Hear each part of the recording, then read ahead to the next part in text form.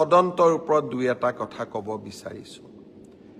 নতুন দিল্লীৰ CFL লেবৰেটৰীয়ে জুবিনৰ মৃত্যুৰ ভিছেৰা ৰিপৰ্ট দিয়াৰ পিছৰ পৰাই এই ঘটনাটোৰ প্ৰতি CIDয়ে ইয়াৰ গোটেই ঘটনাটোৰ ওপৰত এটা নিৰ্দিষ্ট দিশ বিচাৰি পাইছে।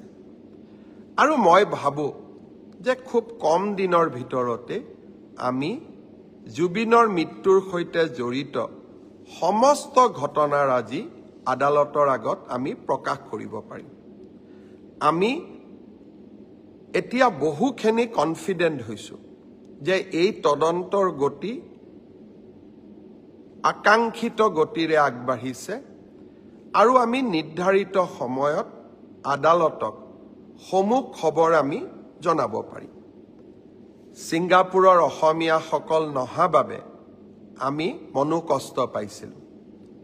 অহাকালি 4জনকৈ ছিংগাপুৰৰ প্ৰবাসী অসমীয়া অনুসন্ধানত যোগ দিবৰ বাবে গুৱাহাটীলৈ আহিব। অৰ্থাৎ আগত এজন আহি গ'ল, এতিয়া 4জন আহিব, 6জন এতিয়াও বাকী থাকি যাব।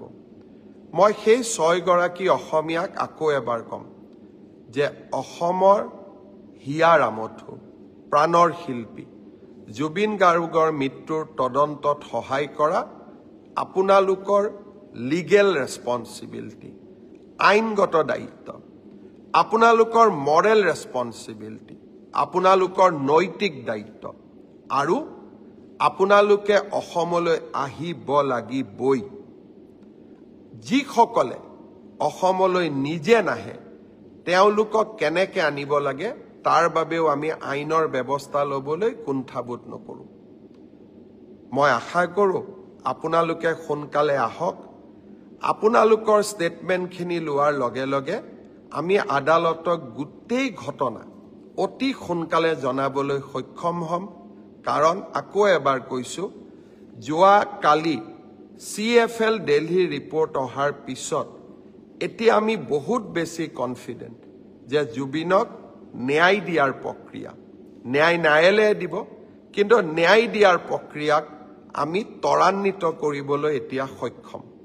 মই যেনেকৈ প্ৰথম মোৰ ফেচবুক লাইভত কৈছিলোঁ যে জুবিনৰ ঘটনাৰ সম্পূৰ্ণ তদন্ত আমি কৰিম, আমি জুবিনক ন্যায় দিয়াম।